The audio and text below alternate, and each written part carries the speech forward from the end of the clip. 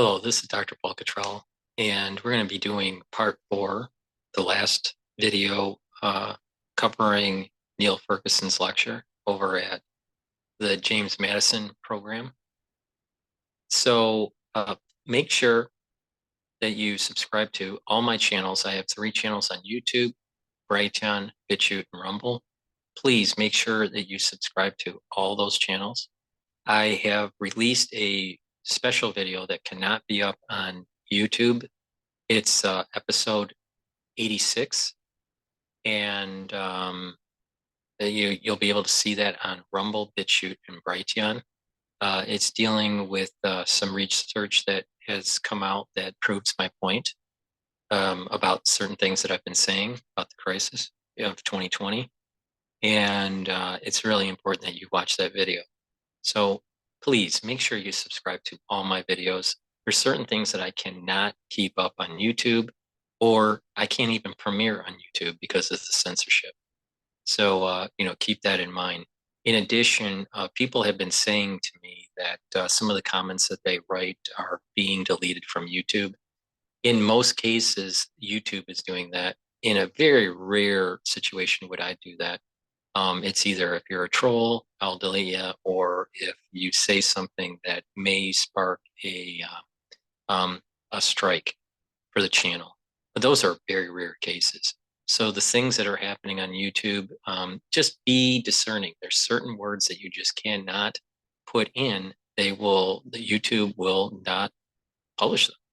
So, keep that in mind.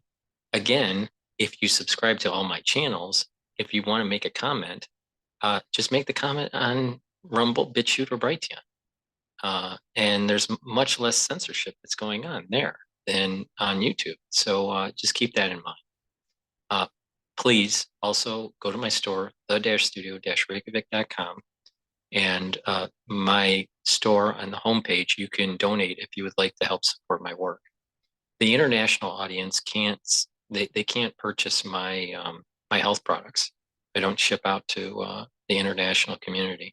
So a great way to help support my work is to donate or purchase my ebooks or my lectures. I have a lecture series on pulmonology that you can buy for $50. You get 22 lectures with PDFs and a video lecture.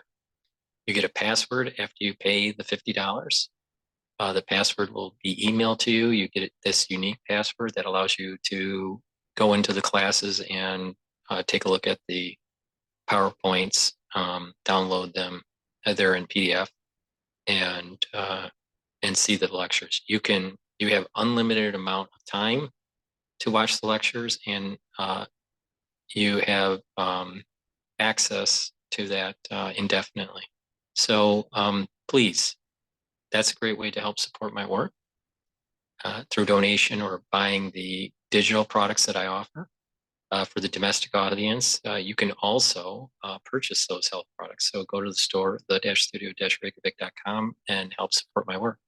So let's begin with the 4th part of this lecture on a liberty in a cold climate by Neil Ferguson. At all, and that makes the ratio possible to calculate. You can see that there's quite a significant variance here.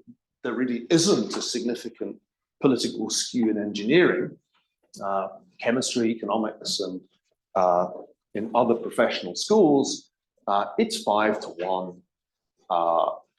But when you get into the humanities, classics, 27-1, sociology, 44-1, English, 48-1, you realize that something has changed and not for the better.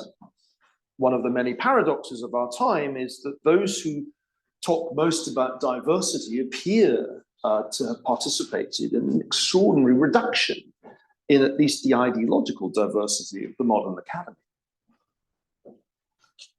On groups, subjects in this way, you can see the same skew. Humanities in particular have become, to an extraordinary extent, politically liberal.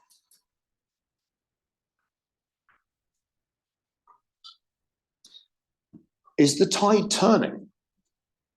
I know people who think that the resignation of Claudine Gay from the Harvard presidency represents a turning point. I don't believe it. And the reason I don't believe it is that regardless of who is the president of a given university today, a profound shift has occurred, and the further down one goes in the academic chain of command, the bigger the skew. So Eric Kaufman, who's recently moved to the University of Buckingham, did some fascinating work on academics by age, which was published just 2 years ago. My fear of losing my job or reputation due to something I said or posted online is a justified price to pay to protect historically disadvantaged groups. Amongst older academics, that is not a majority view, particularly those in their 60s. But if you ask people in the academic world aged 18 to 25 or 26 to 30, a staggering proportion of them believe that that proposition is correct. My fear of losing my job or reputation due to something I said or posted online is a justified price to pay to protect historically disadvantaged groups. In another survey, Kaufman and his researchers asked scholars in the US, the UK, and Canada if they would support a campaign to oust a dissenting academic if they expressed any of the following views. Diversity is negative, traditional parenthood is better. I mean, that's a really heretical thing to say, isn't it? That restriction of immigration was justified, that empire might be positive. Perish the thought that anybody could make such an argument here. That women and minorities lower performance, that support one or more, that would, and so if this is the composite measure. Now, what is really interesting about this is the skew when you compare the whole sample with the PhDs. So nearly half of the US and Canadian PhDs would support at least one campaign to oust an academic for holding those heterodox views. This is the problem, because this is the pipeline. It gets worse. In a survey, the same survey, Kaufman asked if people would openly admit to discriminating against right-leaning papers, grants, and promotions.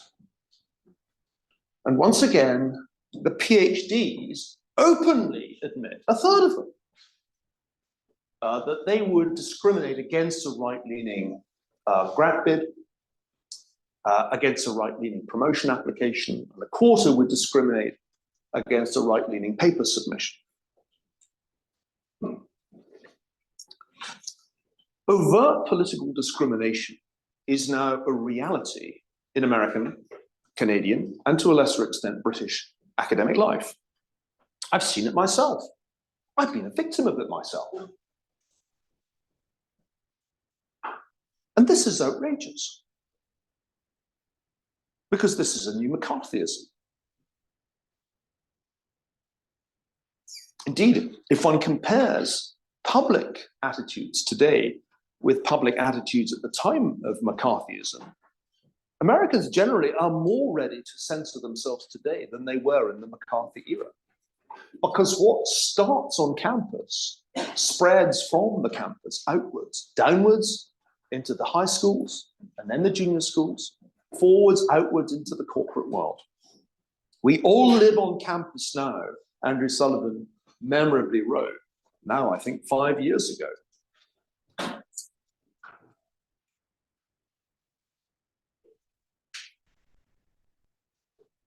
What is to be done? Well, this is America. The answer is just to find something new. That's what Thomas Jefferson did when his alma mater went, as far as he was concerned, woke. Great thing about Jefferson is that he just decided to start a new university, even though he had no money, the University of Virginia. If a nation expects to be ignorant and free, he wrote, it expects what never was and never will be.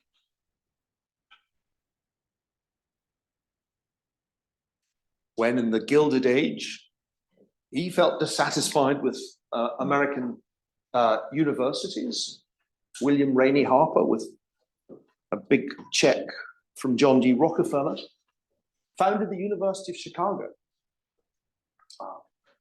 2 years, just 2 years after accepting the job of president of the new university, this was the scene as Albert Mitchelson gave his convocation address in front of the very hastily built Goodspeed and Gates Blake halls.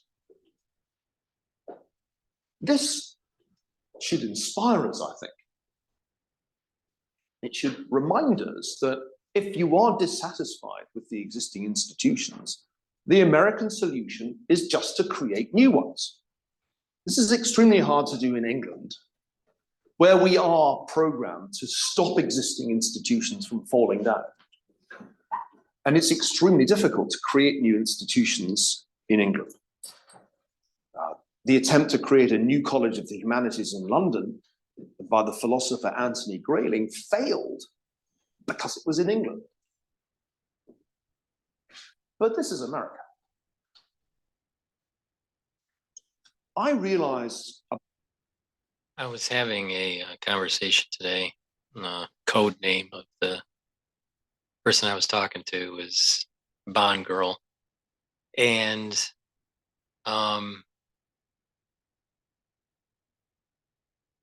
the conversation, was in all areas, but the part that I want to focus on was the idea of, if things get so bad, maybe you leave an environment. And we have an expression in the United States, just go farther west. And if you don't like what's going on. The problem is in the United States, perhaps, there's no more west to go to, that things have been built up, and maybe things have institutionalized to the point that one would have to find new ground, new fertile ground to be free. That was kind of the main thrust of that part of the conversation. Now with Neil talking, he's going to be talking about this new endeavor with this new university in Austin, University of Austin in Texas. So he has the spirit of just go out west and start anew. But perhaps over time, in the near term, there's not going to be a west to go to that's new fertile ground, and that America is becoming institutionalized to a point where you may have some of the same problems that you have in other countries like England, or Germany or France. So that's something to ponder about. Is there enough? I guess the question is there enough west to go to, or is there the need to just find something new, a new continent, a new world? In many ways, colonizing, let's say, the moon or Mars is the next great American experiment, similar to the early settlers coming from Europe, landing on the East Coast in the new Americas, trying to eke out a new existence and leave behind the old existence from the old world. Something to think about. Please go to my store, the-studio-reykjavik.com, and get the structural nano silver lozenges and drops that I have.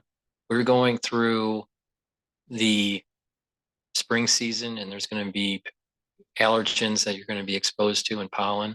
So to help to reduce that inflammation in your throat and to boost up your immune system, please go to my store and get the structural nano silver lozenges. I have Manuka honey in a 21 count lozenges. And I have also elderberry zinc in a 21 count. Again, these will neutralize pathogens, soothe your throat, boost up your immune system. I also have honey and lemon drops and blueberry drops in 100 count. So please go to the store and stock up for your family. This will help to relieve that irritation when you're out and being exposed to antigens and pollen. That allergic reaction that you normally get in the spring will be reduced.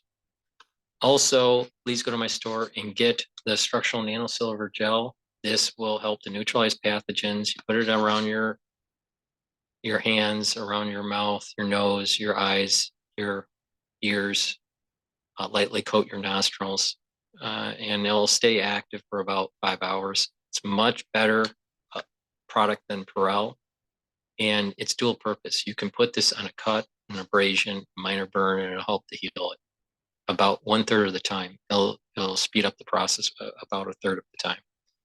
Now, in addition, you can put this on your skin at night and in the morning exfoliate, and you do this several times throughout the week, and you're going to start seeing a clearer skin, a more improved appearance of the skin. So you can use this as a skincare product in addition to neutralizing pathogens. So it's a dual product, and I am a fan of providing products to my followers to reduce the cost. So if you buy something that has dual purpose, if you have something that can be used for multiple uses, then that cost barrier for that product goes down because you have dual use. So please go to the store, the-studio-reykjavik.com, and get the great healthcare products that I offer.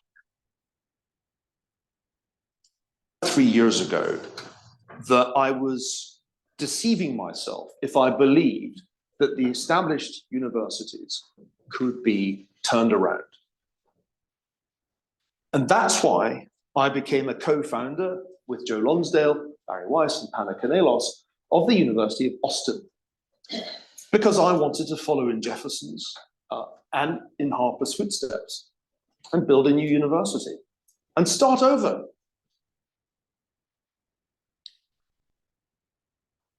And this has been a very fruitful exercise from which I've learned a great deal. It forced me to ask the question, why?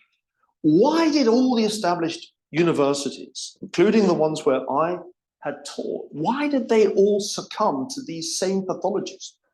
Why, in the end, is being an undergraduate at Chicago not really that different from being an undergraduate at Princeton or Harvard? And I came to realize that it must be explicable in terms of governance. There must be an institutional answer to the question, why all these universities, despite their very different origins, despite their very different structures, why they've all ended up in the same base. I just want to interject here. Yesterday, I saw a speaker at the Harvard Club. His name's Bob Woodruff. And he's the ABC anchor that had the traumatic brain injury during the Iraq War, while he was embedded in a unit that was going down a corridor that was hit by an IUD. He had a fascinating hour speech. You could see a little bit of his disability with aphasia, but he probably through a lot of therapy, speech therapy and physical therapy, performed his speech very well. And he's functional. He has a career still in journalism. And he talked about his whole arc, and and people would say, how's this parlay into what Neil Ferguson is going to be talking about with corporate governance and stuff, and this wokeism that's in these universities now? Well, the audience obviously were Harvard alumni, but the very first question that was asked when it went to Q&A was there was an individual that stepped up and started complaining about how mainstream media isn't talking enough about the convictions that have been taking place and these indictments that are taking place with Trump, and how it was the questioner put it in the vein that Orange Man is bad. He didn't use those terms, but it was obviously a super liberal that was anti-Trump. And to Bob's credit, he answered back, in a very middle of the ground, middle of the road response. And he was saying that back in the olden times, in broadcast, where it was the bunny ears on the TV and you only had 3 channels, that to get a license for the airways, you had to have about 15 minutes of news. And that was kind of a public service, kind of public service announcement kind of stuff. And that's how news basically starts in the 50s or so. And eventually, over time, it went from 15 minutes to about 30 minutes. Now, once cable came in, there was this kind of there was an increased polarization of news, because what happened was, in the olden days during the airway broadcasts, it wasn't so much news was about keeping the license, not so much profitability for the network, right? But now when cable comes in and you have a news station, it changes the dynamic of the business and how the revenue stream actually works. So with that, there was over time this realization that to get the eyeballs to go to the channel for that news, the more sensational it was, the more O.J. Simpson it was, the more Jerry Springer, the more conflict, the more arguing, the more viewership. And so news became more polarized. And so that's what we're seeing today. You have news organizations that take the polar opposites, and people gravitate to that. Fox will be more conservative and take up the polar opposite of, let's say, CNN or MSNBC. Now, sometimes they meet in the center, but when you look at most policies of discussion, they are polar opposites that ends up very argumentative. And this generates eyeballs, which generates ad revenue. And they don't want a population that is meeting in the middle ground, because that's not profitable. They want people in fear or arguing. Now, I thought that was a very wise statement, that there's this, that the model, the business model of cable news is polarization, because it gets eyeballs. Now, who's at fault?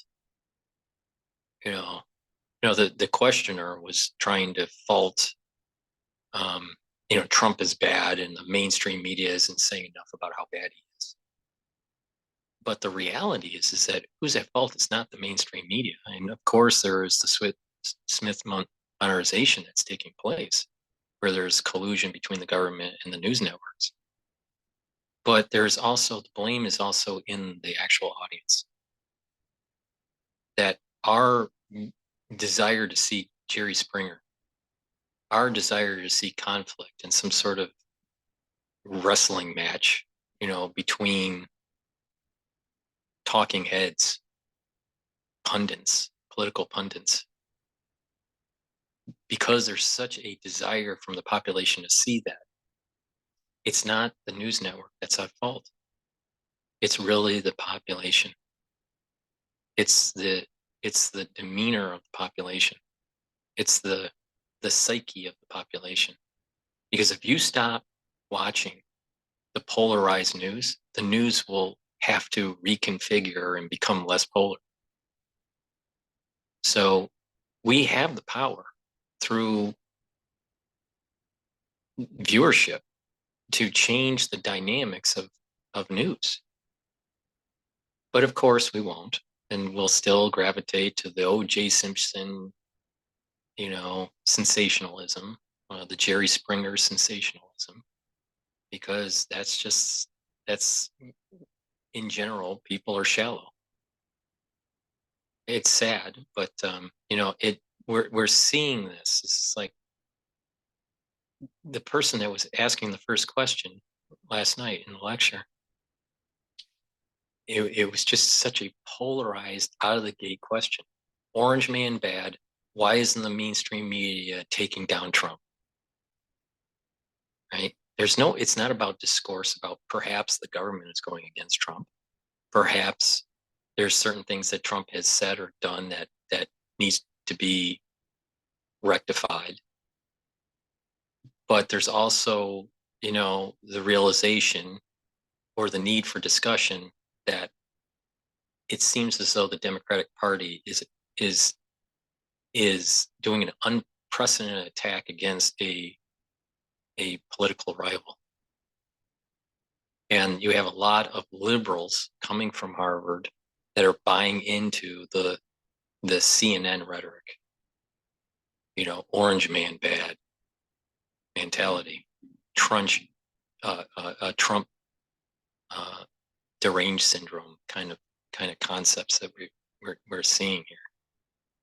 So discourse, civil discourse about these problems, I think, is more important than this sensational, polarized arguments that are taking place in news. And just lastly, you think about the main broadcasters back in the era of, the golden era of broadcasting, where you're talking about the Walter Cronkite types and the early Dan Rather, not the later Dan Rather, but the early Dan Rather, or Peter Jennings or Tom Brokaw. These people weren't, that typical lawyer, right? But when cable came out, then it started becoming, well, we need a lawyer on the stage. We need the lawyer in the as an anchor or as a talking head, because they're trained to argue, and then it becomes just another. I find it very odd, at least in the United States. I don't know about in Europe or in the UK, but at least in the United States, these talking heads, majority of them are ex-lawyers. Well, that's problematic, because I'm not so sure that the society is best governed by lawyers. I don't think the society goes in the right direction. We need more engineers and more free thinkers and less lawyer types that are just about arguing a certain point. But it plays into the business model of the cable news. And this is the reason why almost every single talking head is tangentially tied to being a lawyer, either an ex-lawyer or a current lawyer, or went to law school or whatever. But we need more free thinking people that aren't so biased. Now, we all have our individual bias, but there's people that can somewhat dial it down while others really dial it up. And unfortunately, the news has a big part to play in this polarization that we're seeing.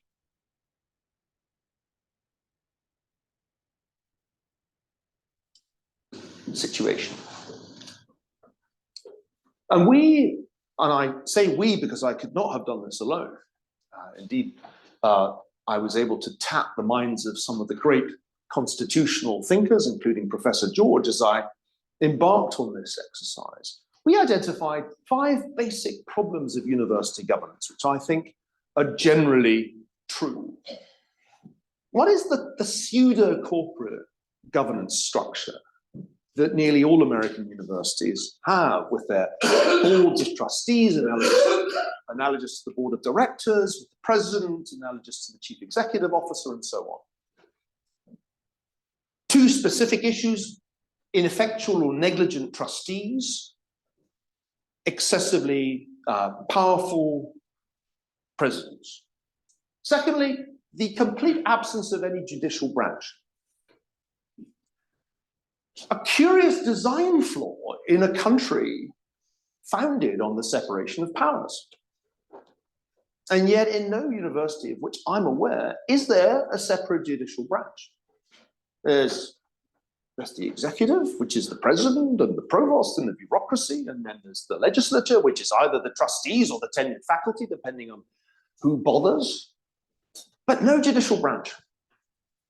And therefore no due process, none. Campuses are a due process free zone, rather in the way that medieval Oxford was a place where, provided you get inside the college, you get away with homicide. 3, the politicization of the academy, the violation of Max Weber's stricture that there should be a separation of Politik and Wissenschaft. 4, fundamental erosion of students' basic rights, not just their right of free speech, but their right of free association.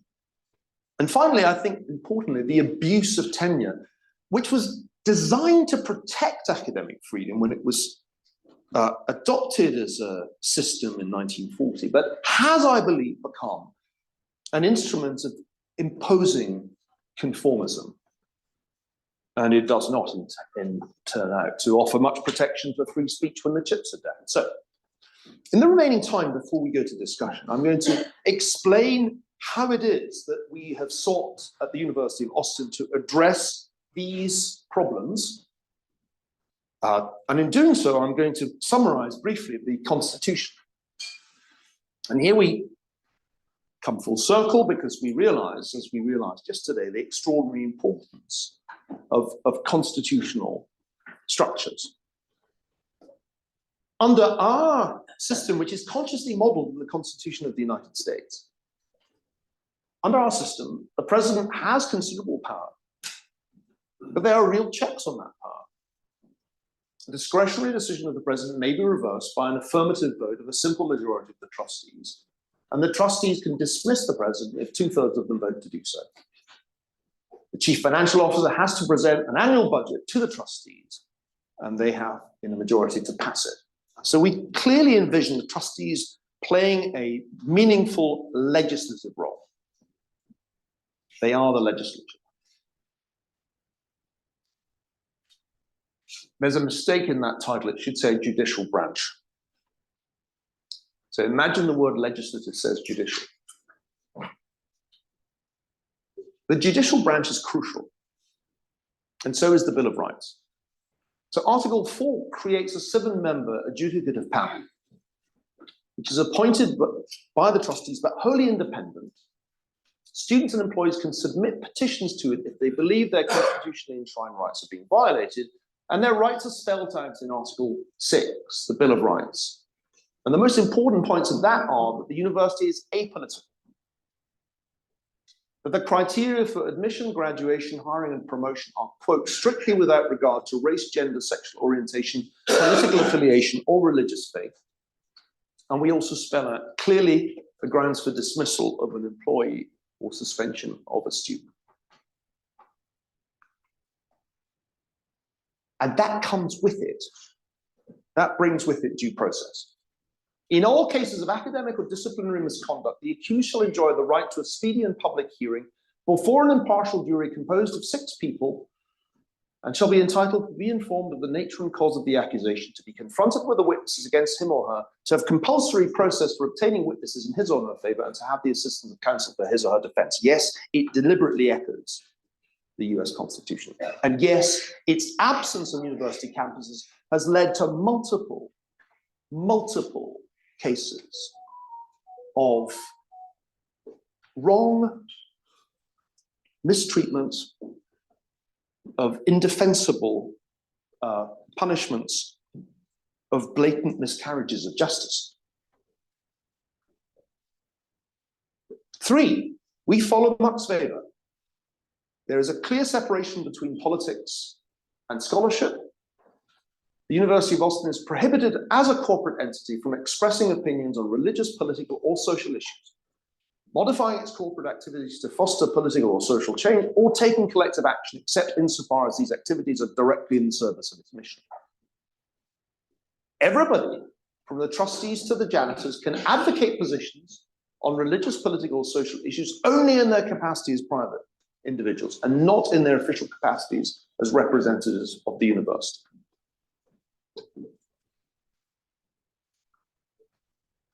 Students are adults. They are not children. And students should have free speech and the right of free association. As at the Oxford Union, they should be able to create a debating society and invite whomever they like without the permission or endorsement of the university.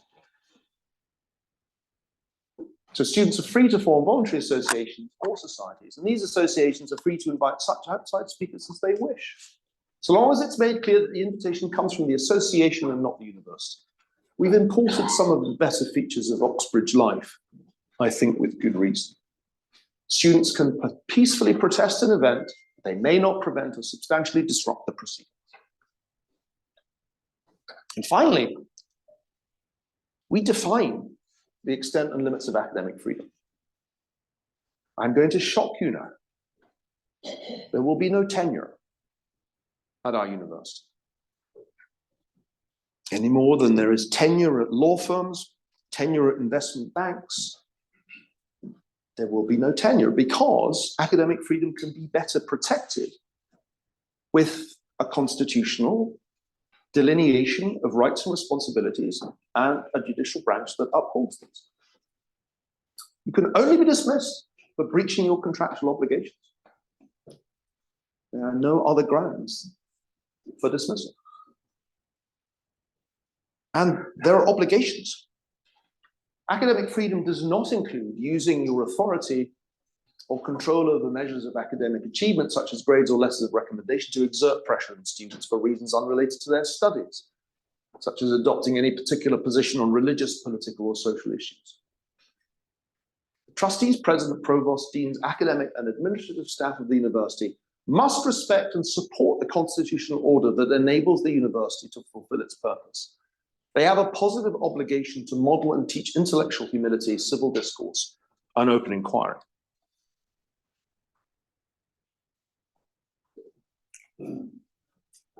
It seemed like the most vainglorious thing to draft the Constitution.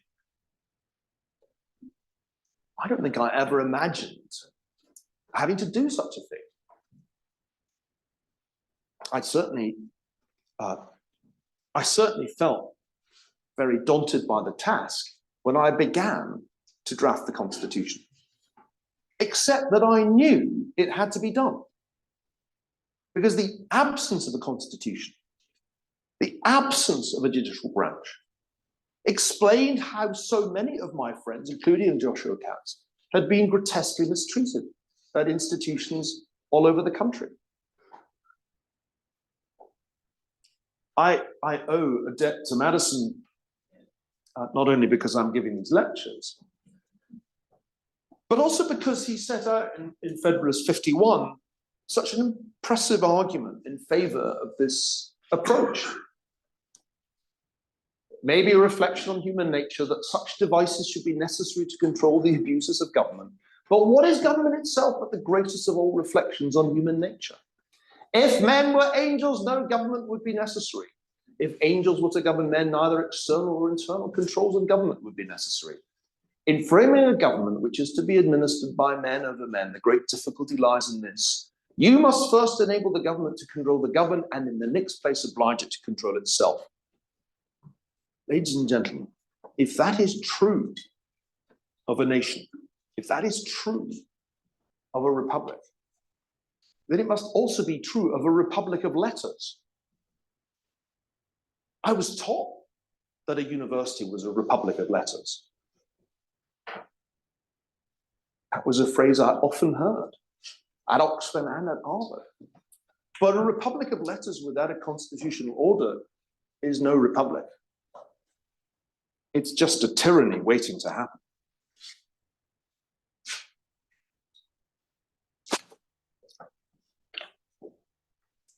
We began with Hayek, and we should end with Hayek, as we began with Adam Ferguson and ended with Adam Ferguson yesterday. It's rather delightful to find what a fan of Madison Hayek was. The more I learn, he wrote in a wonderful essay, Why I'm Not a Conservative, which is a sort of add-on to the Constitution of Liberty. The more I learn about the evolution of ideas, the more I've become aware that I'm simply an unrepentant old Whig with the stress in the old. The notion of a higher law above municipal codes, with which Whiggism began, is the supreme achievement of Englishmen and the bequest to the nation. It is the doctrine on which the American system of government is based. In its pure form, it's represented in the United States, not by the radicalism of Jefferson, nor by the conservatism of Hamilton, or even of John Adams, but by the ideas of James Madison, the father of the Constitution. And so it is that I make my final confession to you this evening. For many years, I thought that I was a conservative. I think when I am in England, I still am. I may even have become a reactionary under Roger Scruton's influence. But when I am on these shores, when I am in the United States, I can only be an old Whig. And this old Whig thanks you for your attention and hopes that you agreed with at least some of what he said. Thank you very much.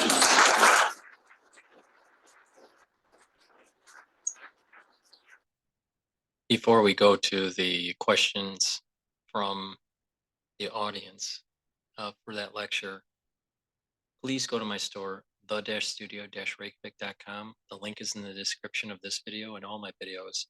And please get the health products that I offer, such as the powdered probiotic. You mix this with your food or with water. I mix it with hummus in the mid-afternoon for my lunch. And you take it every day. There's a scooper in here. So you just take one scoop, mix it with your food, and that will help to provide the good gut biome that you need for proper absorption of nutrients and better metabolism. For the ones that are having problems getting a good night's sleep, please go to my store and get the Good Night Formula. This helps you to get into the 3 REM cycles that you need for consolidating memory and to detoxifying your cells. So please go to the store and get the Good Night Formula. If you're having problems sleeping, take it every night.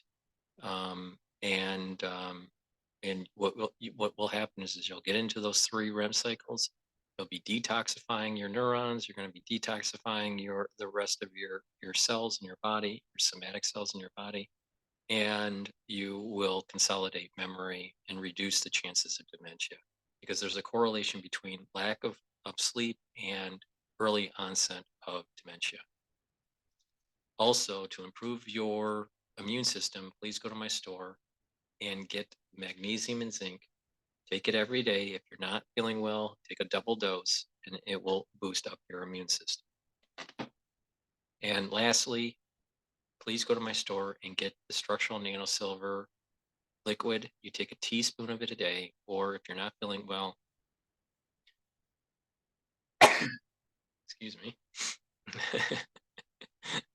that was untimed, I guess. But But please go to the store and get the Max 35. Take a teaspoon of it a day, and if you're not feeling well, take a tablespoon or two a day. And what will happen is they'll neutralize pathogens. It's part of the first pillar of my anti-aging protocol. There's 3 pillars. First pillar is neutralize pathogens. The second pillar is neutralize free radicals. And the third pillar is to bring down inflammation. So please go to the store and get the Max 35 and all these other products.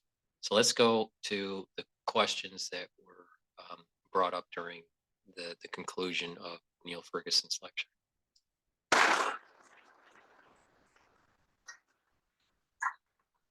Right, thank you very much, Neil.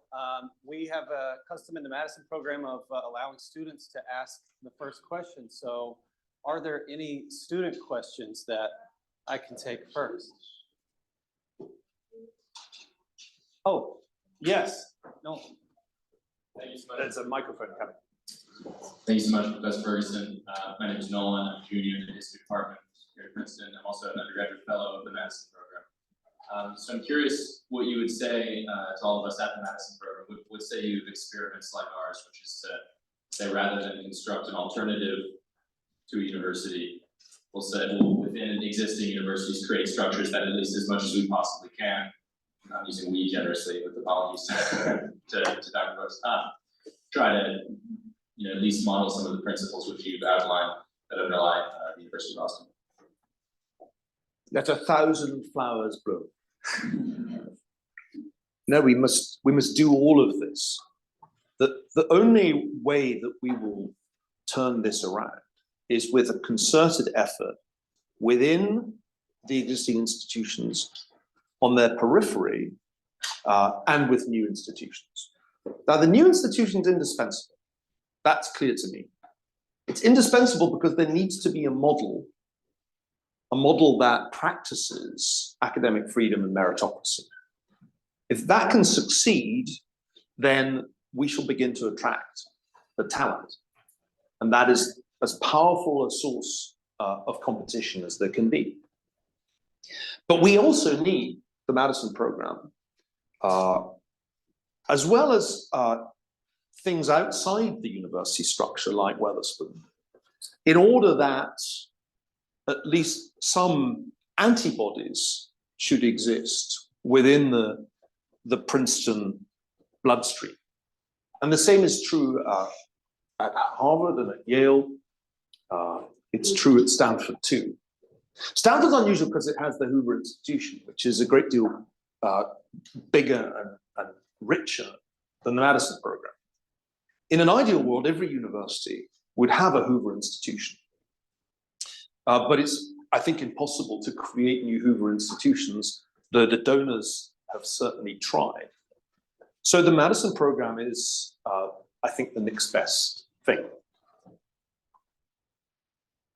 The other thing that's necessary, though, is for you students, you undergraduates, to do your own thing, entirely autonomously, without Professor George, without Charlotte. When I was an undergraduate at Oxford, associational life was very lively, and some of it was entirely degenerate, I'm proud to say.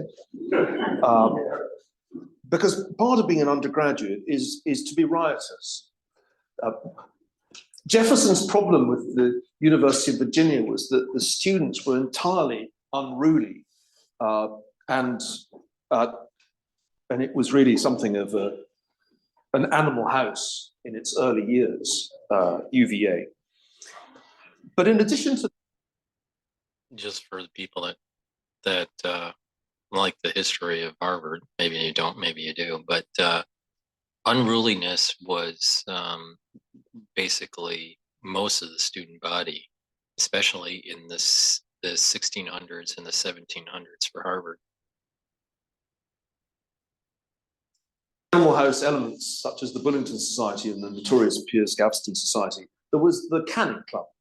And the Canning Club, to which I was elected as an undergraduate, was an undergraduate-run discussion group named after the Conservative Prime Minister of the 19th century, George Canning, in which we, it was kind of absurdly pretentious, we would gather after dinner and read papers. And this society can trace its roots back a very long way, but it's entirely undergraduate run, and that is a good thing.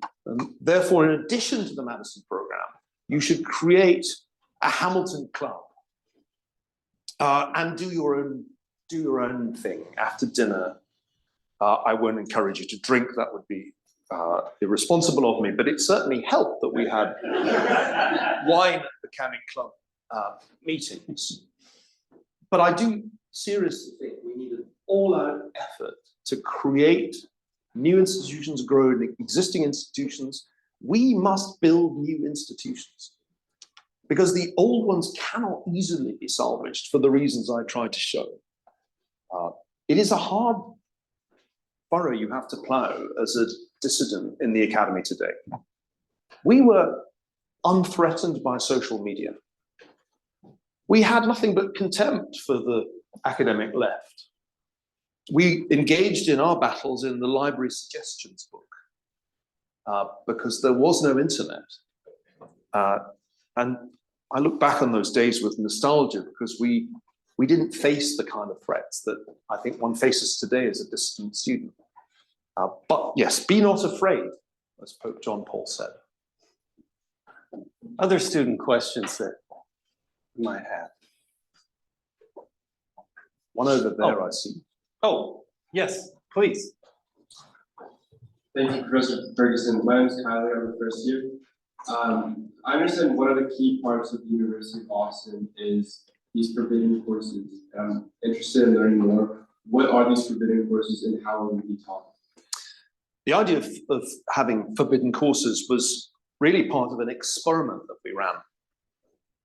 Before we could even become an accredited university, we thought we could at least run some summer schools and make them open to current undergraduates around the country, indeed around the world, because people came from outside the US.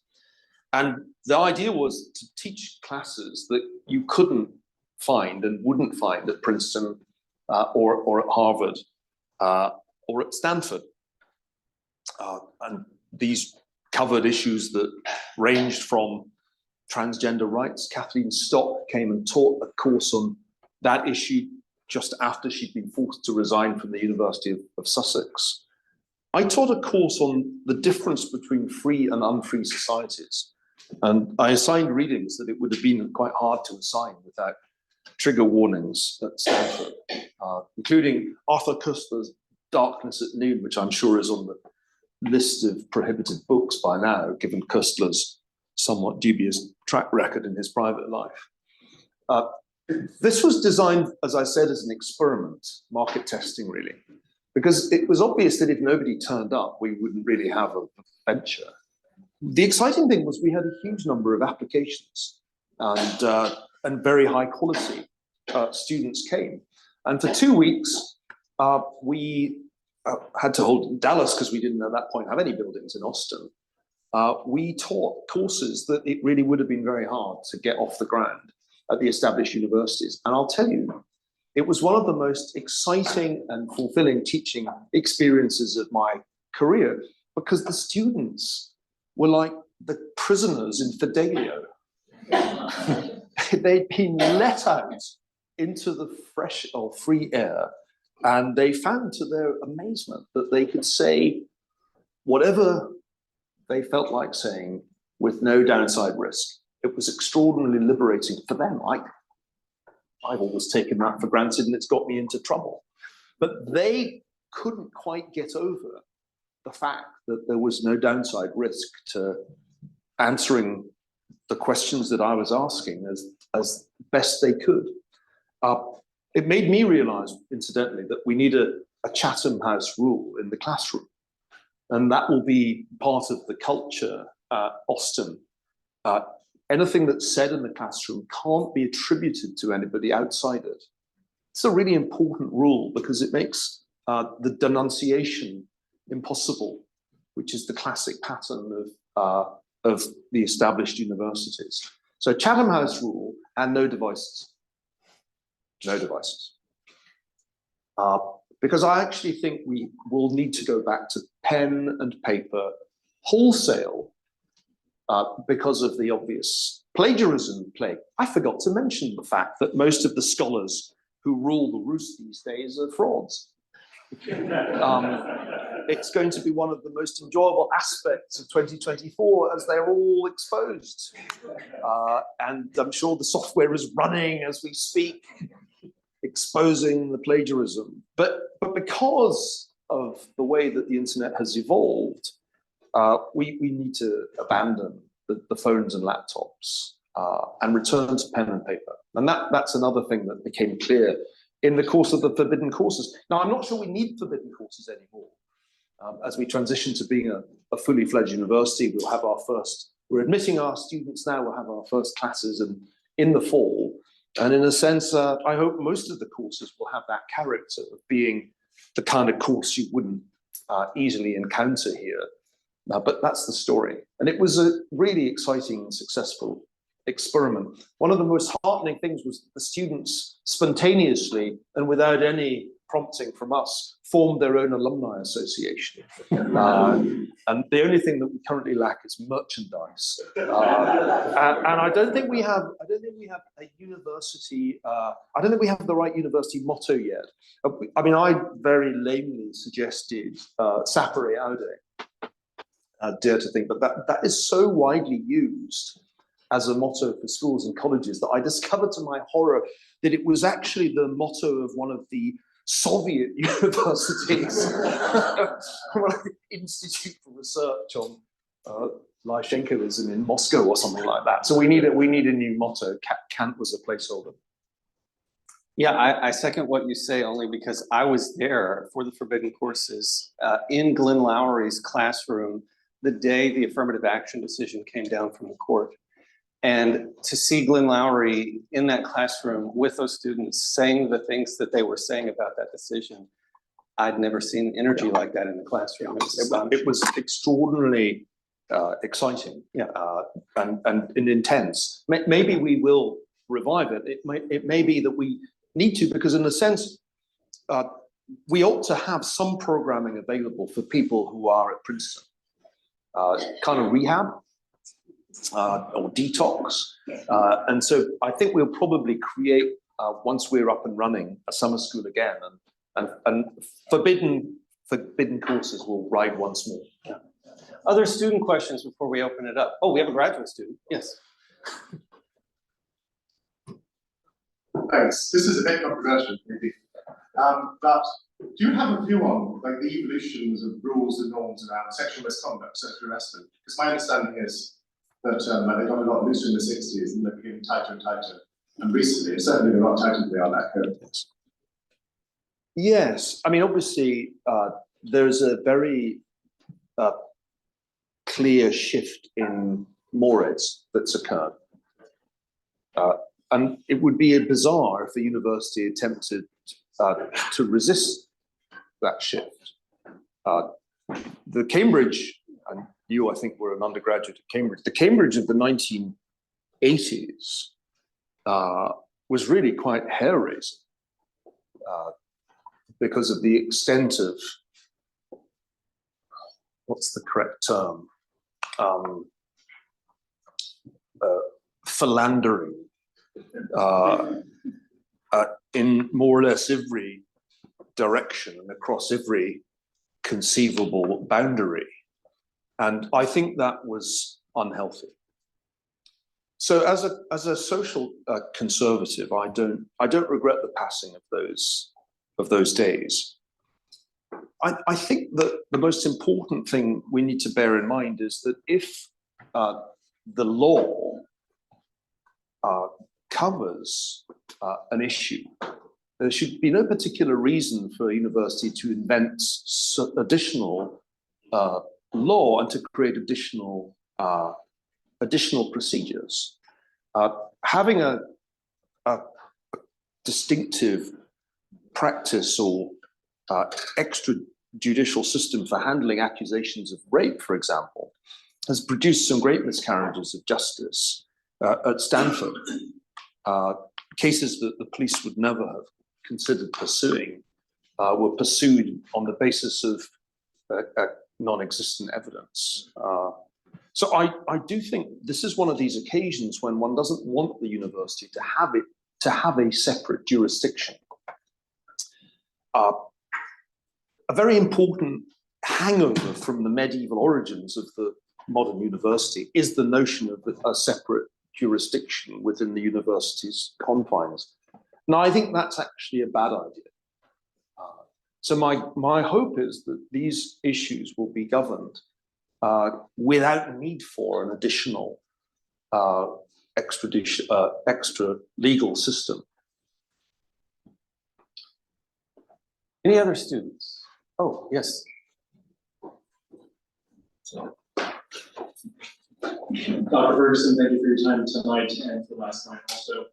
I'm curious, when you think 20 years in the future about the University of Austin, both optimistically and realistically, do you see it as the institution that was the model that saved the American university, or do you see it as an alternative system? My hope is that it will be a part of a national and indeed international rescue operation that will require a network of aligned institutions to succeed. One can't do this with just one venture. But I'm convinced that we need the model and we need to run the experiment of a new system of governance. Interestingly, in the wake of October 7th, a new constitution was drawn up for the University of Pennsylvania. This got some attention, but it was a flimsy thing compared with our constitution because it had been done in a hurry without any great reflection on the real reasons for Penn's troubles. I think our constitution is a model. In my ideal world, to answer your question, our constitution would be copied. Or at least that part of it, which I think is truly original, the creation of a judicial branch, will be copied elsewhere. And I think it should be in the interests of academics to have that innovation copied. Indeed, it's in the interests of everybody who works at a university to have those protections, since it's clear that the existing protections of tenure are meaningless. Whether one is fired or suspended without pay, as Roland Fryer was at Harvard for 2 years, what is the value of tenure? And what is the value of tenure if there's no due process and people can bear false witness and the Committee of Public Safety takes care of the rest? So I think it's in everybody's interests that something like this be adopted by the established universities. And if I were still at Harvard, I would be pressing for something similar to be done to constrain future presidents and future deans of the Faculty of Arts and Sciences. If we build a university that is different but remains isolated, we'll have failed. If it simply becomes a niche institution, then I think we'll have failed. There's a way in which we can overcome that risk, which I didn't touch on in the talk. And that is to project our content over the internet. One of the things that I've been preoccupied with for a quarter of a century is how to take high quality academic, scholarly content and communicate it to a wider audience. I mean, in truth, I'm not an elitist. I'm a man of the people. I must be, because I've done more television and I've written more Daily Mail op-eds than any other professor you will ever meet. And the reason that I do those things, the reason that I spent many a long hour making documentaries, was to reach the people who don't get admitted to Harvard or Oxford or Princeton or Yale. And it's hard to do. Many of the experiments in online education have failed over the last 25 years, including the company I founded in Oxford, Boxmind. Most of these experiments have not been successful. Massive open online courses were not really that successful. So we're still at the experimental stage of this. And I don't think anybody's quite worked out why podcasts, to go back to podcasts, are so much more successful than many much more expensively produced documentaries. So I'm hopeful, this is one of the things I'll be discussing in Austin this weekend, that we can use our core offering as the content that we can project to a wider world, not only to attract interest in the University of Boston, but more importantly, to export learning. The days when a lecture like this or a book like books I've written in the past were the exclusive preserve of an elite, those days must be over. I want University of Austin content to be available in Somalia. I want it to be accessible all over the world, because that should be our mission. No more ivory towers, no more cloisters. Universities need to come into the world. And if we succeed in that, then it may not matter if Princeton and Harvard remain unreformed, because they may just turn out to be like the monasteries of 16th century England. I sometimes look at the ruins of the abbeys and monasteries that one can find around Britain, and I think perhaps one day this will be the fate of those universities that don't reform themselves. Any other students? It's like not. Professor Hitz, did you have a question a moment ago? Before we go to the other audience questions, please go to my store, the-studio-reykjavik.com. I've partnered up with Rainbow Herbals, and we've created these great products. We have two different deodorants. One is in peppermint, lavender, and tea tree, and the other is in citrus. They're made from all essential oils from the Himalayas, very high quality ingredients in these deodorant bars, and they are dual purpose. You use it every day as a deodorant, but because of the high quality of the ingredients, it will also help to detoxify your body. So please go to the store and get a couple bars of the deodorant that we have on the store, the-studio-reykjavik.com, and to help support Rainbow Herbals. So another great product that I have is structural nano silver soaps. I have, to show you here, 4 different types. I have lavender and charcoal tea tree, and peppermint and oatmeal spice. So please go to the store and get the structural nano silver soaps to neutralize pathogens. They're very high quality soaps, much better than Dove. And that way you will, get a higher quality product for your family. Get a couple bars of it. Again, the link is in the description of this video.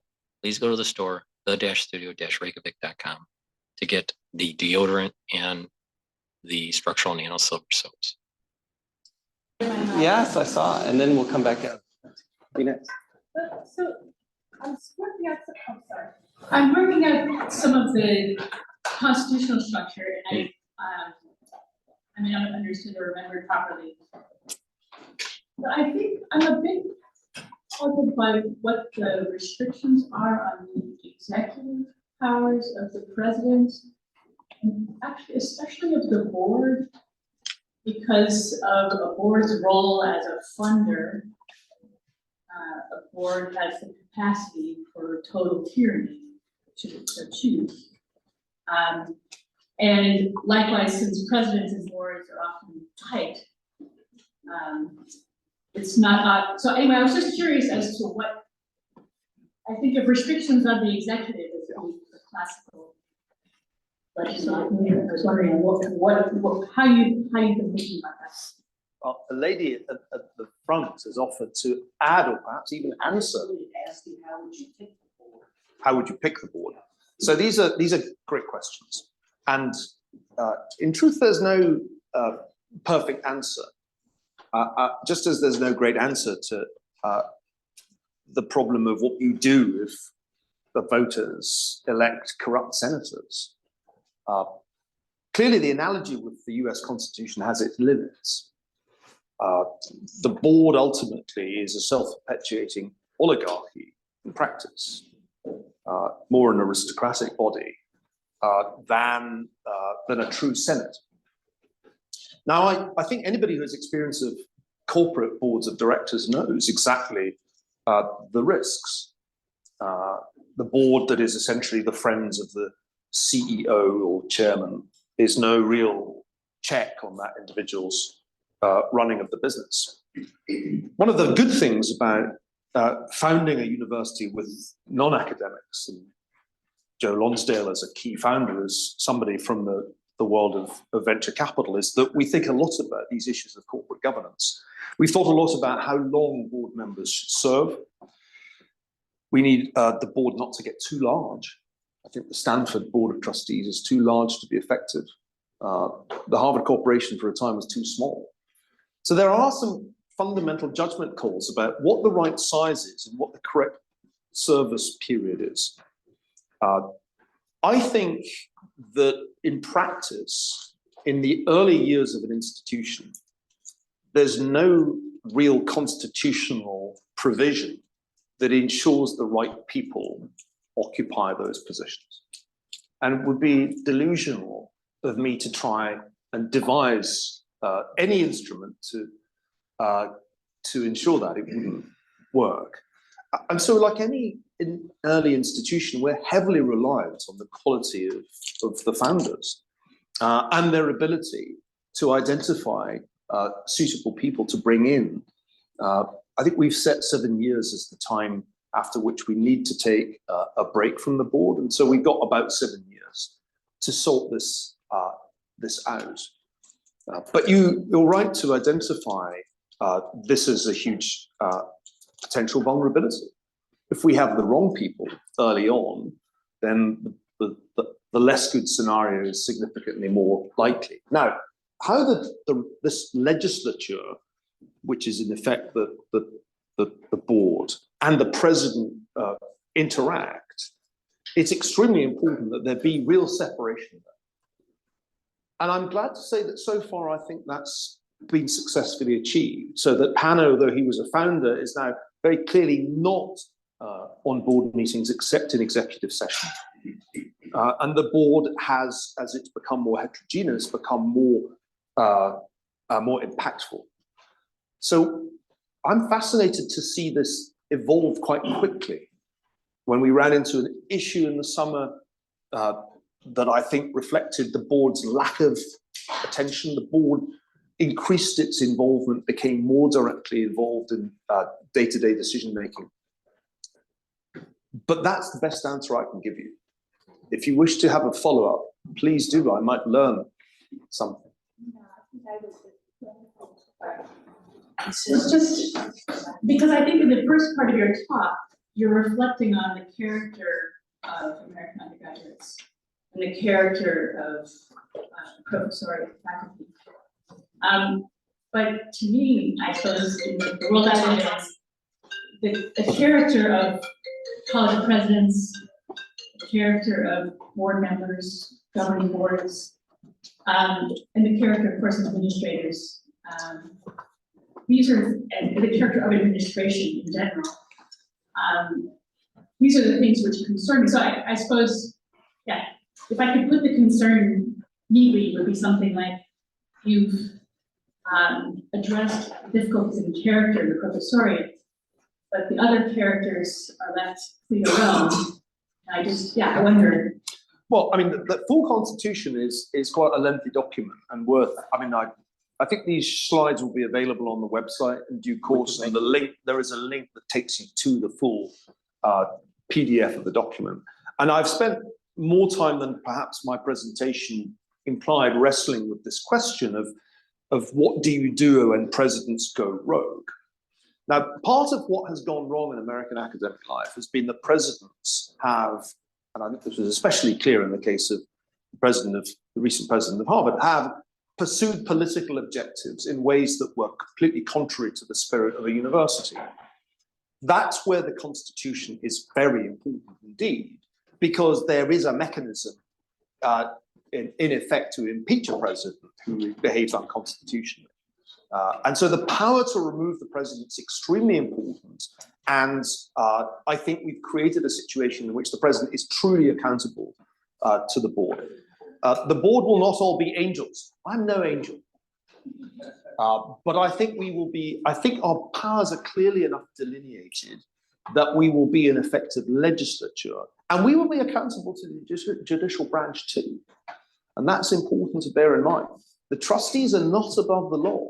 They are constrained by the Constitution too. And if the trustees were to engage, for example, in political activism, they would be accountable. And an undergraduate could say, I deem that unconstitutional. I petition the adjudicative panel because Ferguson has violated an article of the Constitution. And that doesn't exist anywhere else.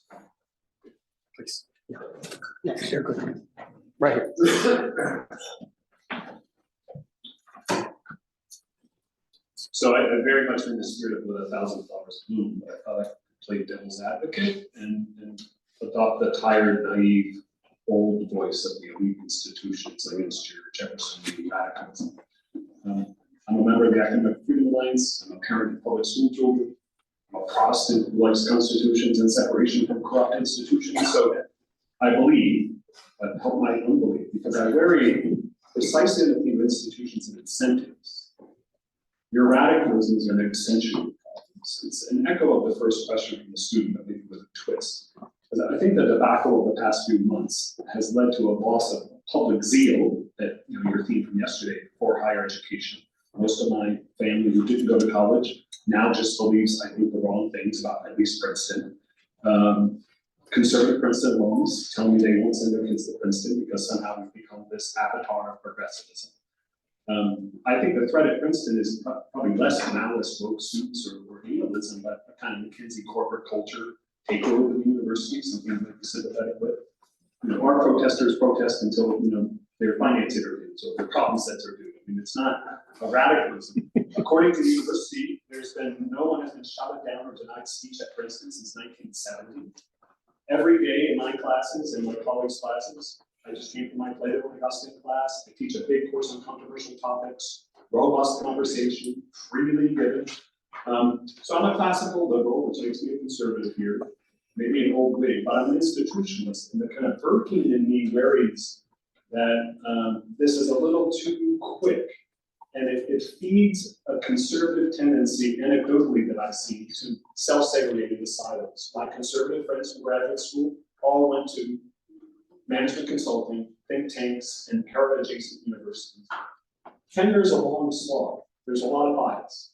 But I just worry that sometimes it creates a kind of impulse to segregate into new institutions rather than the long run. And just to put it pointedly, Austin can't compete with Princeton for resources, at least now. Maybe in the long run it will. And you need a lot of resources for a serious elite education in the sciences and humanities. So I'm also not sure how you're going to teach if laptops are banned in Somalia, as well as go back to pen and paper, but that's just a bit of a joke. So just can you kind of help me see why not working better to create an alliance of the center left, the old left, and the conservatives against the new left on campus? Why wouldn't that be a better priority than creating a whole new institution out of cloth? How many more years of failure would you like? I've had enough. Remember, it's not like I just woke up 2 years ago and said, gee, there's a problem. I spent 12 years at Harvard trying to steer the history department away from its increasingly politicized orientation.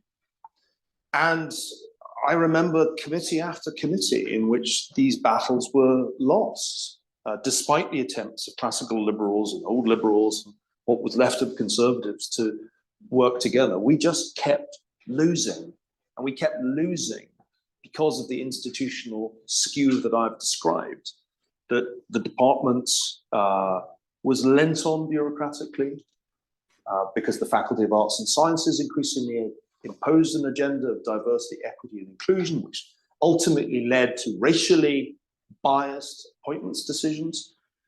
I don't think one can really plausibly in 2024 say, give the status quo a chance, because it's failed. And it gets worse every year in all these institutions.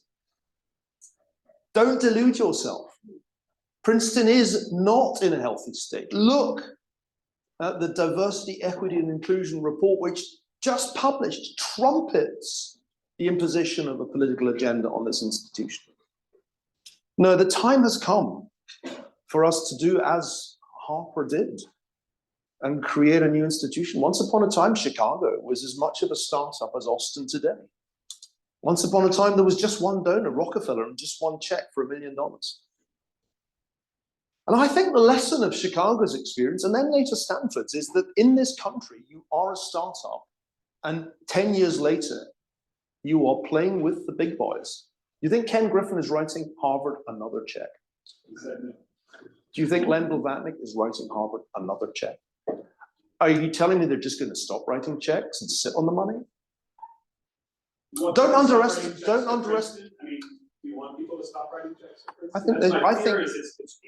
I think these universities, the established universities, already are far too rich, and that is why they can afford vast bloated bureaucracies of the Title IX, diversity, equity, inclusion, and other officers, whose sole purpose appears to be to violate academic freedom as a professional activity.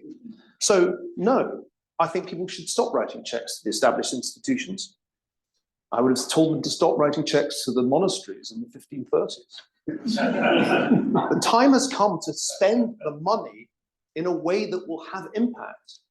Now, most people engaged in philanthropy tell me they want to have impact.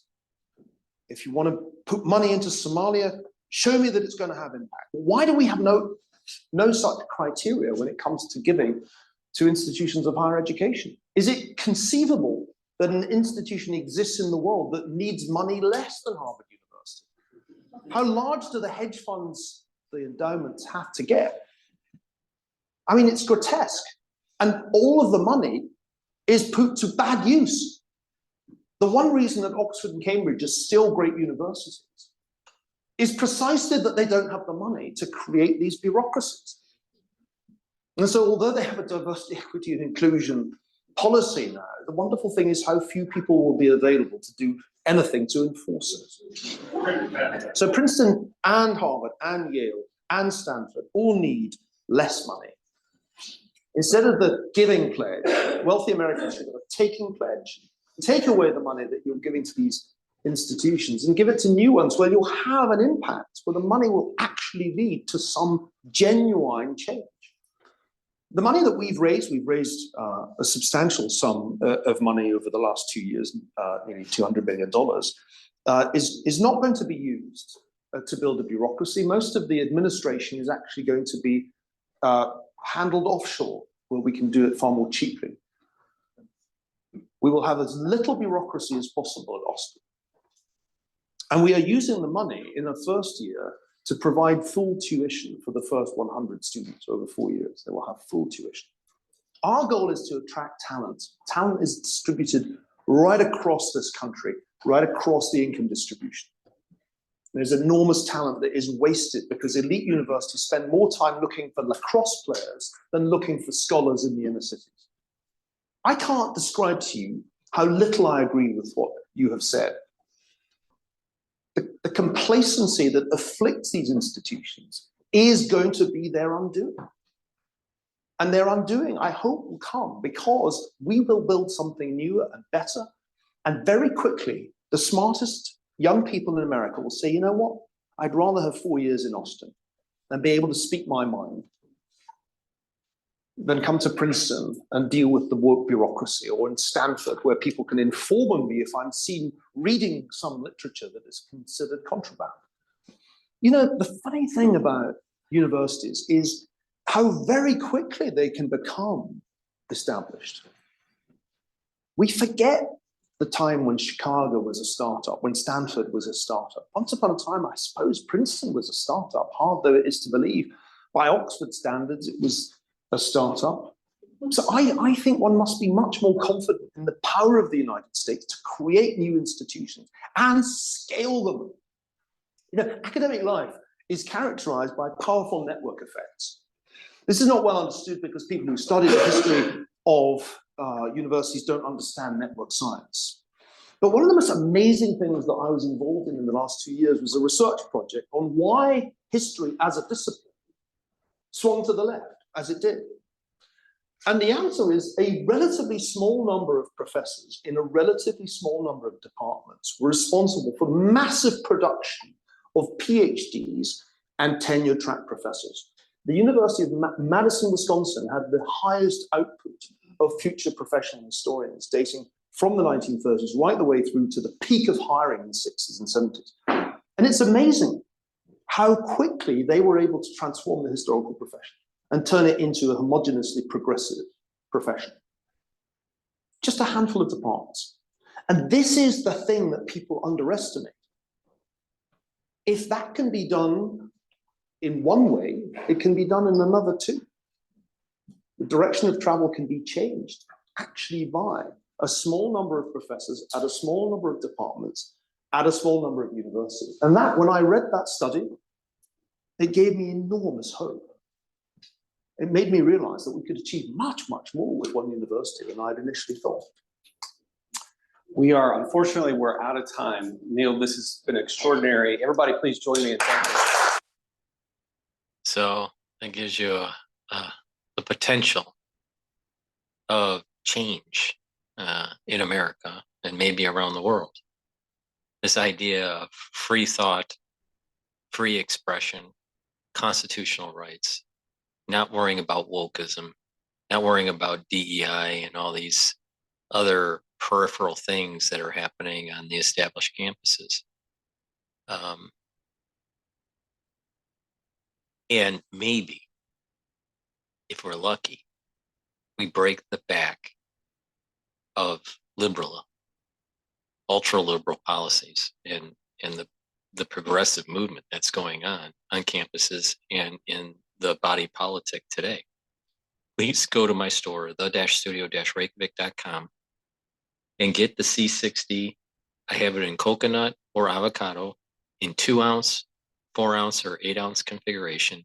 You take a full dropper of it a day, or take a teaspoon of it a day. And what will happen is that your free radicals will be neutralized by the molecule, the C60 molecule, which is 60 carbons in a configuration that looks like a soccer ball. It's called a fluorine, and it'll soak up free radicals. By doing that, the health of the cell will improve, and the mitochondrial health of the cell will lead to higher ATP, which means that you'll have more energy. They'll slow down the aging process, and if you do this on a regular basis, do this every day, there's going to be a compound effect, and you will notice that your tissues are healthier and that you're aging slower. So please go to my store, the-studio-reykjavik.com, get my ebooks, my different supplements, the deodorants, my anti-aging boxes that I've curated at different price points. Also, the lecture series on pulmonology that I have for $50. You get access to 22 lectures with PDFs and video lectures. And also, if you can, please donate on my store through Stripe, PayPal, or Buy Me a Coffee. If you would like to support my work by being a paid subscriber on my Patreon channel, please click the link in this video and it will take you to the Patreon channel, and you can be a member at different tier levels. Tier 1 will give you access to videos that I do. Tier 2 will give you access also to the first and the last lecture of the pulmonology module. Tier 3 will give you the first half of the lecture series of the pulmonary module. And Tier 4 will give you the full access to the videos for the pulmonology module. So please go to my store. There's many ways that you can help to support my work, get informed, and improve your health. Thank you for listening. Have a nice day.